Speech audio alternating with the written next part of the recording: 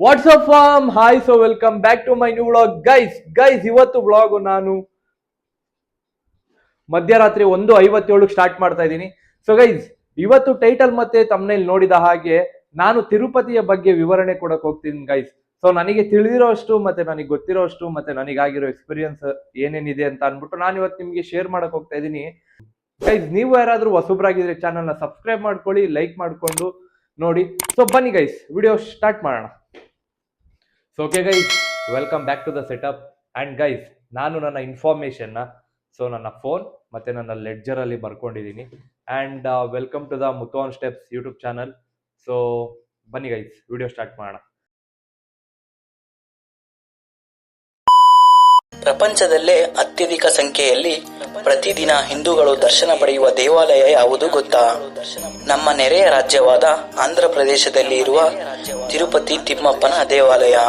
ತಿಮ್ಮಪ್ಪನ ದೇವಾಲಯದ ಹಿಂದಿನ ರಹಸ್ಯ ಏನು? ಈ ದೇವಾಲಯವನ್ನು ಯಾರು ಸ್ಥಾಪನೆ ಮಾಡಿದರು? ಇಲ್ಲಿ ದೇವರು ಹೇಗೆ ಆಶ್ರಯ ಪಡೆದರು? ಹಾಗೂ ಈ ದೇವಾಲಯದ ವಿಶೇಷತೆಗಳು ಏನು ಎಂಬ ಪೂರ್ತಿ ವಿಷಯಗಳನ್ನು ಈ ವಿಡಿಯೋದಲ್ಲಿ ಹೇಳುತ್ತೇನೆ.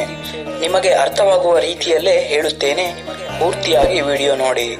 ಇಷ್ಟ ಆದರೆ ಒಂದು ಲೈಕ್ ಮಾಡಿ ಹಾಗೂ ತಿರುಪತಿ ತಿಮ್ಮಪ್ಪನ ಮೇಲೆ ಭಕ್ತಿ ಇದ್ದರೆ ನಮೋ ಗೋವಿಂದ ಎಂದು ಕಾಮೆಂಟ್ ಮಾಡಿ.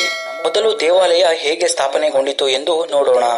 ಕಲಿಯುಗ ಕಾಲದಲ್ಲಿ ತ್ರಿಮೂರ್ತಿಗಳಲ್ಲಿ ಬ್ರಹ್ಮ, ಶಿವ, ವಿಷ್ಣು ಇವರಲ್ಲಿ ಯಾರು ತುಂಬಾ ಪವರ್ಫುಲ್ ಎಂದು ತಿಳಿದುಕೊಳ್ಳಲು ಋಷಿ ಮುನಿಗಳಿಗೆ ನಾರದ ಹೇಳುತ್ತಾನೆ.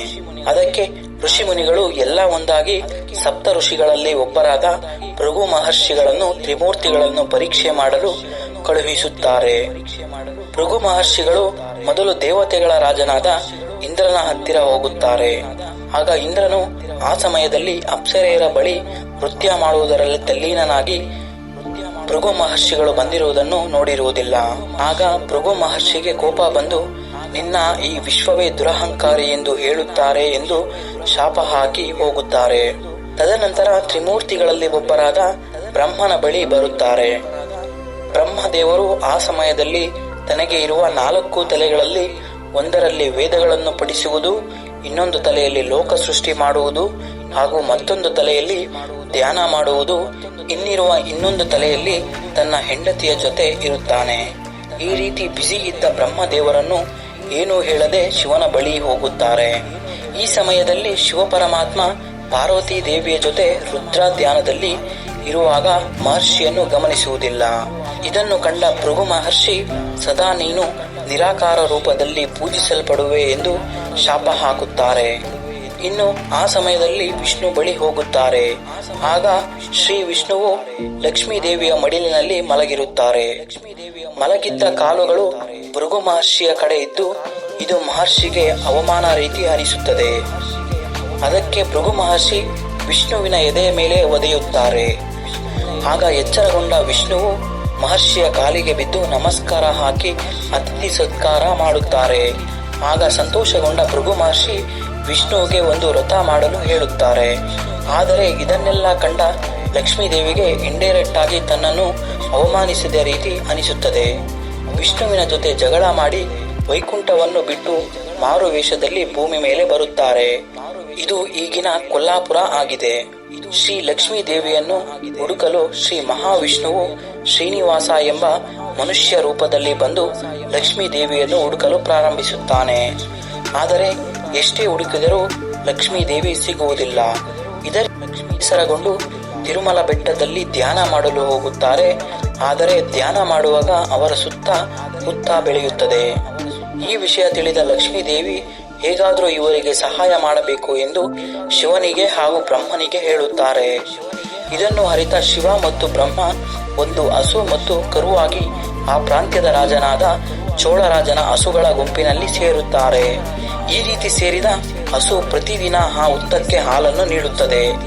ಈ ರೀತಿ ಮಾಡುತ್ತಿರುವುದನ್ನು ಹಸುಗಳನ್ನು ಕಾಯುವ ಗೋಪಾಲಕ ಒಂದು ಕೋಲನ್ನು ತೆಗೆದುಕೊಂಡು ಹೋಗಿ ಆ ಹಸುವನ್ನು ಒಡೆಯಲು ಬರುತ್ತಾನೆ. ಆಗ ಹುತ್ತದಿಂದ ಎದ್ದ ಶ್ರೀನಿವಾಸ ಮೂರ್ತಿ ತಡೆಯಲು ಯತ್ನಿಸುತ್ತಾನೆ. ಆಗ ಆ ನೇರವಾಗಿ ಶ್ರೀನಿವಾಸನ ತಲೆಗೆ ಬೀಳುತ್ತದೆ.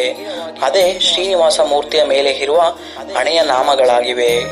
ಇದರಿಂದ ಕೋಪಗೊಂಡ ಶ್ರೀನಿವಾಸ ಗೋಪಾಲಕನನ್ನು ನೀನು ಸಾವು ಖಚಿತ ಎಂದು ಹೇಳುತ್ತಾನೆ. ನಂತರ ಕೆಲವೇ ನಿಮಿಷಗಳಲ್ಲಿ ಗೋಪಾಲಕ ಸಾವನ್ನಪ್ಪುತ್ತಾನೆ. ಈ ವಿಷಯ ಚೋಳ ರಾಜನಿಗೆ ತಿಳಿಯುತ್ತದೆ. ಆ ಜಾಗಕ್ಕೆ ಬಂದು ನೋಡಿದಾಗ ಮತ್ತೆ ಶ್ರೀನಿವಾಸನಿಗೆ ಹಾಲು ನೀಡುತ್ತಿರುವ ಹಸುವನ್ನು ಕಂಡು ಅದನ್ನು ಸಾಯಿಸಲು ತನ್ನ ಬಿಲ್ಲು ಬಾಣದಿಂದ ಹೊಡೆಯಲು ಶುರು ಮಾಡುತ್ತಾನೆ. ಆಗ ಆ ಬಾಣವನ್ನು ಶ್ರೀನಿವಾಸನು ತಡೆಯುತ್ತಾನೆ. ನಂತರ ಆ ರಾಜನಿಗೆ ನೀನು ಮುಂದಿನ ಜನ್ಮದಲ್ಲಿ ರಾಕ್ಷಸನಾಗುತ್ತೀಯಾ ಎಂದು ಶಾಪ ನೀಡುತ್ತಾನೆ. ಆಗ ಆ ರಾಜ ಶ್ರೀನಿವಾಸ ಕಾಲಿಗೆ ಬಿದ್ದು ಕ್ಷಮೆ ಯಾಚಿಸುತ್ತಾನೆ. ಆಗ ತನ್ನ ತಪ್ಪನ್ನು ಅರಿತ ರಾಜನಿಗೆ ಒಂದು ವರ ಕೊಡುತ್ತಾನೆ. ನನ್ನ ಮುಂದಿನ ಜನ್ಮದಲ್ಲಿ ನಿನ್ನ ಮಗಳನ್ನು ಮದುವೆಯಾಗುತ್ತೇನೆ ಎಂದು. ಶಾಪದಿಂದ ವಿಮುಕ್ತಿ ಪಡೆದುಕೊಂಡ ಚೋಳ ರಾಜ ಆಕಾಶರಾಜನಾಗಿ ವ್ರತ ಮಾಡುತ್ತಾನೆ. ಆಗ ಒಂದು ಬಂಗಾರ ಪೆಟ್ಟಿಗೆಯಲ್ಲಿ ಒಂದು ಹೆಣ್ಣು ಮಗು ಸಿಗುತ್ತಾಳೆ. ಆ ಮಗುವನ್ನು ಪದ್ಮಾವತಿ ಎಂದು ನಾಮಕರಣ ಮಾಡಿ ರಾಣಿಯ ತರ ಪೋಷಿಸುತ್ತಾರೆ. ವಿಷ್ಣು ಮಹಾಪ್ರಭು ಆ ಪ್ರಾಂತ್ಯದ ಒಂದು ಆಶ್ರಮಕ್ಕೆ ಹೋಗುವಾಗ ತನ್ನ ತಲೆಗೆ ಗಾಯ ಆಗಿ ತನ್ನ ಕೂದಲು ಹೋಗಿ ಮಚ್ಚೆ ತರ ಕಾಣುತ್ತಿದ್ದ ಗಾಯವನ್ನು ಒಬ್ಬ ಯುವತಿ ನೀಲಾ ಎಂಬುವವರು ನೋಡುತ್ತಾರೆ. ಅದರ ಜೊತೆ ಗಾಯ ಆಗಿದ್ದ ಜಾಗದಲ್ಲಿ ಕೂದಲನ್ನು ನೀಡುತ್ತಾಳೆ. ತನ್ನ ಸಹಾಯ ಮೆಚ್ಚಿದ ಶ್ರೀನಿವಾಸ ಮಹಾಪ್ರಭು ಒಂದು ಸುಂದರ ದೇವತೆಯನ್ನಾಗಿ ಮಾಡುತ್ತಾರೆ. ಅದರ ಜೊತೆ ತನ್ನ ಭಕ್ತರು ಅವರ ಜುಟ್ಟು ಕತ್ತರಿಸಿಕೊಂಡು ನಿಮಗೆ ದಾನ ಮಾಡುತ್ತಾರೆ ಎಂದು ಆ ದೇವತೆಯನ್ನು ಆಶೀರ್ವಾದ ಮಾಡುತ್ತಾರೆ. ಇದೇ ಕಾರಣಕ್ಕೆ ತಿರುಪತಿ ತಿಮ್ಮಪ್ಪನಿಗೆ ಮುಡಿ ಕೊಡುವುದು ಎಂಬ ಪದ್ಧತಿ ಹುಟ್ಟಿರುವುದು. ಹೀಗಿರುವಾಗ ಶ್ರೀನಿವಾಸ ಮೂರ್ತಿಗಳು ಒಂದು ದಿನ ಕಾಡಿಗೆ ಹೋಗುತ್ತಾರೆ. ಆಗ ಗೊತ್ತಿಲ್ಲದೆ ಪದ್ಮಾವತಿಯನ್ನು ನೋಡುತ್ತಾರೆ. ಇವರ ಪ್ರೀತಿ ಅವರ ಮನೆಯಲ್ಲಿ ಅಂಗೀಕಾರ ಮಾಡುತ್ತಾರೆ. ಆದರೆ ಆ ರಾಣಿ ತುಂಬಾ ಶ್ರೀಮಂತಿಕೆಯಿಂದ ಕೂಡಿದ್ದು, ಶ್ರೀನಿವಾಸ ತುಂಬಾ ಬಡವ. ಅದಕ್ಕಾಗಿ ಶ್ರೀನಿವಾಸ ಕುಬೇರನ ಸಹಾಯ ಪಡೆದು ಅಷ್ಟ ಐಶ್ವರ್ಯಗಳನ್ನು ಪಡೆಯುತ್ತಾನೆ. ಹೀಗೆ ಪಡೆದ ಐಶ್ವರ್ಯವನ್ನು ತನ್ನ ಭಕ್ತರು ನೀಡಿದ ಕಾಣಿಕೆಯಿಂದ ತೀರಿಸುವುದಾಗಿ ಹೇಳುತ್ತಾನೆ. ಇದು ಕುಬೇರ ಅಂಗೀಕರಿಸುತ್ತಾನೆ. ಇನ್ನು ಕೊನೆಯದಾಗಿ ವಿಜೃಂಭಣೆಯಿಂದ ವಿವಾಹ ಆಗುತ್ತಾರೆ. ನಂತರ ಅವರು ತಿರುಮಲ ತಿರುಪತಿ ಬೆಟ್ಟಗಳಲ್ಲಿ ಬಂದು ಇಲ್ಲೇ ತುಂಬಾ ಕಾಲ ಇರುತ್ತಾರೆ. ಆಗ ಆ ವಿಷಯ ತಿಳಿದ ಲಕ್ಷ್ಮೀದೇವಿ ಬಂದು ಶ್ರೀನಿವಾಸನ ಬಳಿ ಜಗಳ ಮಾಡಿದಾಗ ಶ್ರೀನಿವಾಸನು ಹೋಗಿ ಶಿಲೆಯ ರೂಪ ಆಗುತ್ತಾನೆ. ಇದನ್ನು ನೋಡಿದ ಪದ್ಮಾವತಿ ಹಾಗೂ ಲಕ್ಷ್ಮೀದೇವಿ ಅವರೂ ಸಹ ಶ್ರೀನಿವಾಸನ ಪಕ್ಕ ಶಿಲಾ ದೇವತೆಗಳಾಗುತ್ತಾರೆ. ಶ್ರೀನಿವಾಸನ ಬಲಭಾಗದಲ್ಲಿ ಪದ್ಮಾವತಿ ಇರುತ್ತಾರೆ ಹಾಗೂ ಶ್ರೀನಿವಾಸನ ಎಡಭಾಗದಲ್ಲಿ ಶ್ರೀ ಲಕ್ಷ್ಮೀದೇವಿ ಇರುತ್ತಾಳೆ. ಈ ರೀತಿ ವಿಷ್ಣು ಮಹಾಪ್ರಭು ತನ್ನ ಹೆಂಡತಿಯರೊಂದಿಗೆ ಶಿಲೆಯಾಗಿದ್ದಾರೆ ಎಂದು ಪುರಾಣಗಳು ಹೇಳುತ್ತವೆ. ಈ ತರಹದ ಶಿಲೆಗಳನ್ನು ಮೊದಲು ನೋಡಿದವರು ಗೋಪಿನಾಥ್ ಪಂಡಿತರು. ಇವರು ನೋಡಿ ಶ್ರೀವಾರಿ ಮಠದಲ್ಲಿ ಪೂಜೆ ಸಲ್ಲಿಸುತ್ತಾರೆ. ಈ ರೀತಿ ಅನೇಕ ರಾಜರುಗಳು ಬಂದು ಈ ದೇವಾಲಯವನ್ನು ಅಭಿವೃದ್ಧಿಪಡಿಸಿದ್ದಾರೆ. ಮೊದಲು ಈ ದೇವಾಲಯ ಬೆಟ್ಟದಲ್ಲಿ ಇದ್ದು ಜನಾಡಳಿತ ಕಡಿಮೆ ಇತ್ತು. ಬೆಟ್ಟದಲ್ಲಿ ಕಾಡು ಹಂದಿಗಳು, ಕೋತಿಗಳು ಹೆಚ್ಚಾಗಿ ಇದ್ದವು. ಇದರಿಂದ ತುಂಬಾ ಜನ ಭಯಗೊಂಡು ಗುಂಪು ಗುಂಪಾಗಿ ಗೋವಿಂದ ಎಂಬ ನಾಮಸ್ಮರಣೆಯನ್ನು ಮಾಡುತ್ತಾ ಹೋಗುತ್ತಿದ್ದರು. ಇದನ್ನು ಕಂಡು ಸರ್ಕಾರ ಮೆಟ್ಟಿಲುಗಳನ್ನು ನಿರ್ಮಿಸಿಕೊಟ್ಟಿತ್ತು. ಆನಂತರ 1932ರಲ್ಲಿ ಟಿಟಿಡಿ ಸ್ಥಾಪನೆಗೊಂಡಿತು. ಇದು ಸಹ ಮೆಟ್ಟಿಲಿನ ಜೊತೆ ವಿದ್ಯುತ್ ಲೈಟ್ಗಳನ್ನು ಹಾಕಿಸಿದರು. ವೆಂಕಟೇಶ್ವರ ಸ್ವಾಮಿಯ ಮುಖ ಯಾವಾಗಲೂ ಒದ್ದೆಯಾಗಿ ಇರುತ್ತದೆ. ಎಷ್ಟು ಬಾರಿ ಒರೆಸಿದರೂ ಮತ್ತೆ ಮತ್ತೆ ಒದ್ದೆಯಾಗಿರುತ್ತದೆ. ಅದು ಅಲ್ಲದೆ ದೇವರ ಹಿಂದೆ ಕಿವಿ ಕೊಟ್ಟು ಕೇಳಿದರೆ ಸಮುದ್ರದ ನೀರು ಕೇಳಿಸುತ್ತದೆ ಎಂದು ಅಲ್ಲಿನ ಅರ್ಚಕರು ಹೇಳುತ್ತಾರೆ. ಹಾಗೂ ಶ್ರೀ ಮಹಾವಿಷ್ಣು ಈ ಯುಗದಲ್ಲಿ ಜನರ ಕಷ್ಟ ಪರಿಹಾರ ಮಾಡಲು ಶ್ರೀನಿವಾಸನ ರೂಪದಲ್ಲಿ ಬಂದಿದ್ದಾರೆ ಎಂದು ಹೇಳುತ್ತಾರೆ. ಇಲ್ಲಿನ ದೇವರನ್ನು ಶ್ರೀನಿವಾಸ, ಗೋವಿಂದ, ವೆಂಕಟೇಶ್ವರ, ತಿರುಪತಿ ತಿಮ್ಮಪ್ಪ, ಬಾಲಾಜಿ ಎಂದು ಅನೇಕ ಹೆಸರುಗಳನ್ನು ಕರೆಯುತ್ತಾರೆ. ಈ ದೇವಾಲಯ ತಿರುಪತಿಯಿಂದ 22 ಕಿಲೋಮೀಟರ್ ದೂರದ ತಿರುಮಲ ಬೆಟ್ಟದಲ್ಲಿ ಇದೆ. ಅಂಡ್ ಒನ್ ಮೋರ್ ಥಿಂಗ್ ಏನಂತ ಅಂದ್ರೆ, ಹಿಂದೂ ಸಂಪ್ರದಾಯ ಪ್ರಕಾರ ಅಂದ್ರೆ ನಡೆಸ್ಕೊಂಡು ಬಂದಿರೋದು. ಸೊ ಕೆಲವೊಬ್ಬೊಬ್ರು ದೇವಸ್ಥಾನಕ್ಕೆ ಹೋಗಕ್ಕಿಂತ ಮುಂಚೆನೆ ಒಂದು ಹಬ್ಬ ತರ ಮಾಡ್ತಾರೆ. ಯಾವ ತರ ಗೊತ್ತಾ ನಿಮ್ಗೆ? ಸೊ ಮರಿ ಹೊಡ್ದಿ ಹಬ್ಬ ತರ ಗೈಸ್, ಮರಿ ಹೊಡ್ದಿ ಊಟ ಹಾಕ್ಸಿ ಹೋದ್ರೆ ತುಂಬಾ ಒಳ್ಳೇದು ಅಂತೆಲ್ಲ ಹೇಳ್ತಾರೆ.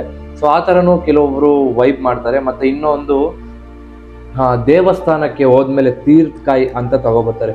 ಏನಂತ ಅಂದ್ಬಿಟ್ಟು ನಾನು ಕಂಪ್ಲೀಟ್ ಆಗಿ ವಿಡಿಯೋ ಮಾಡಿ ಹಾಕಿದ್ದೀನಿ. ನಮ್ಮ ಮನೇಲಿ ಫೆಸ್ಟಿವಲ್ ಮಾಡಿರೋದು. ಸೊ ಡಿಸ್ಕ್ರಿಪ್ಷನಲ್ಲಿ ಲಿಂಕ್ ಇರುತ್ತೆ, ಹೋಗಿ ಚೆಕ್ ಮಾಡಿ. ತಿರುಪತಿ ದೇವಸ್ಥಾನದಲ್ಲಿ ಒಂದು ದಿನದ ಕಲೆಕ್ಷನ್ ನೀವು ಯಾರಾದರೂ ಕೇಳಿದ್ರೆ ಶಾಕ್ ಆಗ್ತೀರಾ. ಒಂದು ದಿವಸಕ್ಕೆ ಅರೌಂಡ್ 2 to 3 crore ಆಗುತ್ತೆ ಅಂತ ಅಪ್ಡೇಟ್ಗಳು ಬರ್ತಾ ಇರುತ್ತೆ. ಸೊ ನೀವು ಅಷ್ಟೇ, ನೀವು ಯಾರಾದರೂ ತಿರುಪತಿ ತಿರುಮಲ ದೇವಸ್ಥಾನ ಬಗ್ಗೆ ಡೈಲಿ ಅಪ್ಡೇಟ್ ಬೇಕಂತ ಅಂದರೆ ಅವ್ರದ್ದೇ ಕಮ್ಯುನಿಟಿ ಇದೆ. ಸೊ ಅವ್ರ ಕಮ್ಯುನಿಟಿಯಲ್ಲಿ ಪ್ರತಿದಿನ ಪೋಸ್ಟ್ ಮಾಡ್ತಾ ಇರ್ತಾರೆ. ಇದಾಗಿತ್ತು ತಿರುಪತಿ ತಿರುಮಲ ದೇವಸ್ಥಾನ ಬಗ್ಗೆ ಇನ್ಫಾರ್ಮೇಶನ್. ನನಗೆ ಗೊತ್ತಿರೋಷ್ಟು ನಾನು ನಿಮಗೆ ತಿಳಿಸ್ಕೊಟ್ಟಿದ್ದೀನಿ. ನಿಮಗೆ ಈ ವಿಡಿಯೋ ಇಷ್ಟ ಆಗಿದ್ರೆ ಲೈಕ್ ಮಾಡಿ, ಶೇರ್ ಮಾಡಿ, ಸಬ್ಸ್ಕ್ರೈಬ್ ಮಾಡಿ. ಮತ್ತೆ ಸಿಗುವ ನಾಳೆ ವಿಡಿಯೋದಲ್ಲಿ. Until then take care, bye. Signing off Muthu on step.